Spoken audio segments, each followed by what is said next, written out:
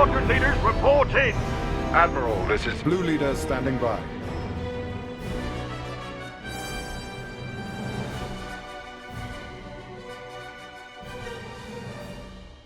This is the perfect Lego X-wing. Now, let me quantify that by saying that I believe all the other X-wings that Lego has created and many of the MOCs that I've seen are way too large.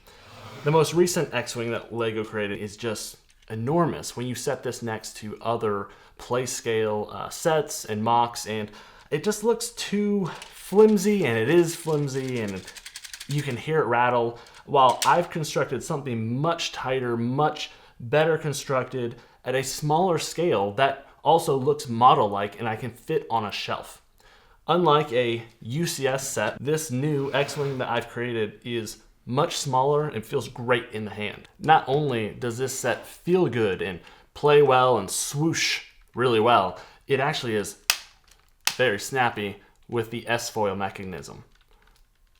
In fact, you can see here that when you push on the top, the bottom reveals a second button that allows you to close it.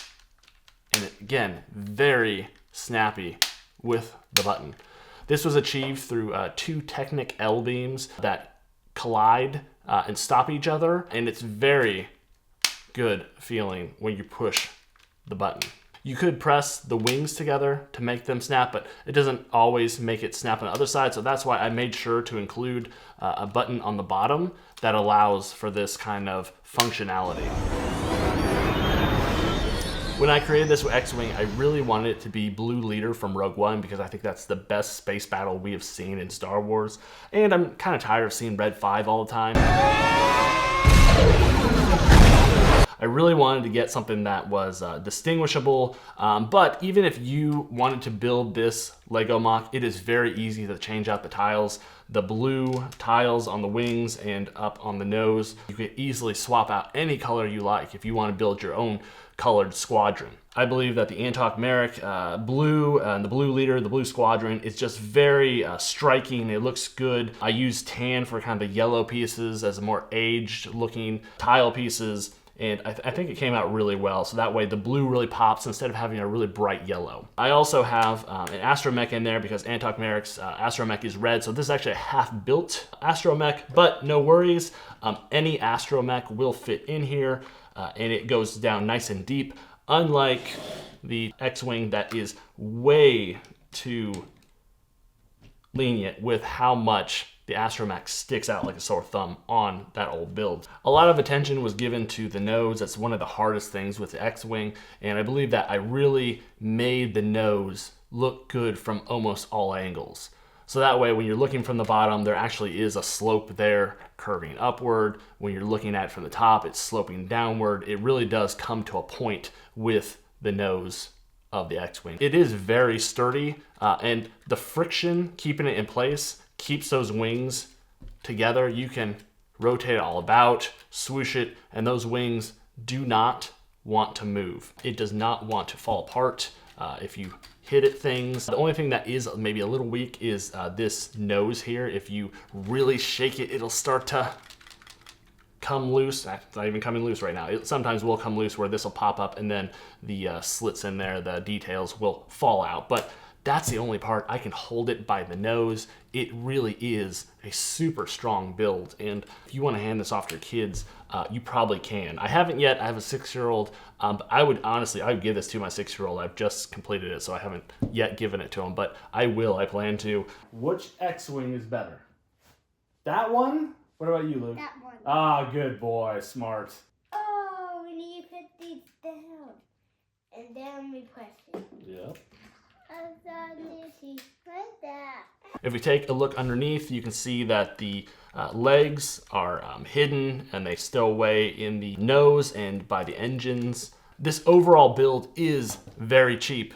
The build of just the X-wing besides the stand is actually around $50. So this is something that's very feasible. It's very model-like, but it's also very playable. I think this covers all the bases of being a really good set, and that's what I sought to design when I made this X-wing. Proportionally, I think this really does come across as a great model. The silhouette of it, the size and proportions of everything just fits really well in line for this size.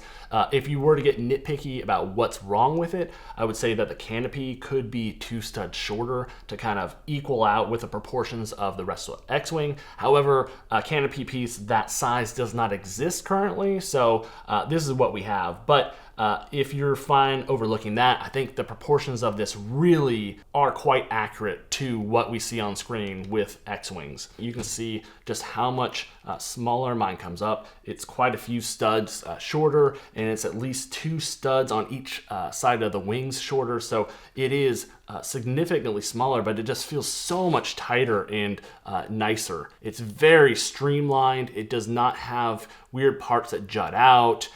It's just really nice in the hand. And this X-wing MOC does come with a stand.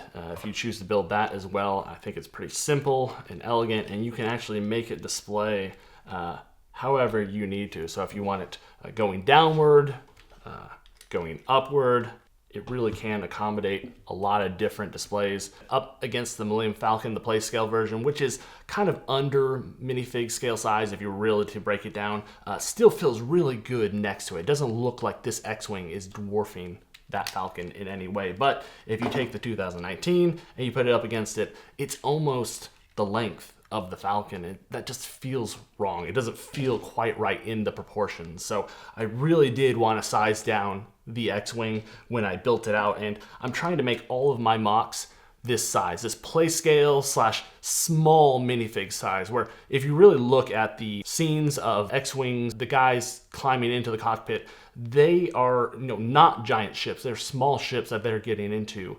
So I really wanted to hit the size and proportions of a minifig scale. Not their width, but their height, the height of the minifig. I've built a U-wing as well. I'll get to that probably in another video, and possibly some instructions for that one. But the Blue Squadron flying together, it looks really good together. They don't look like they're out of proportion. The X-wing isn't so huge that it looks as big as the U-wing, which is a carrying ship. So again, I really love how this looks with other ships, especially if you want to build out a Blue Squadron or whatever squadron you want to build out.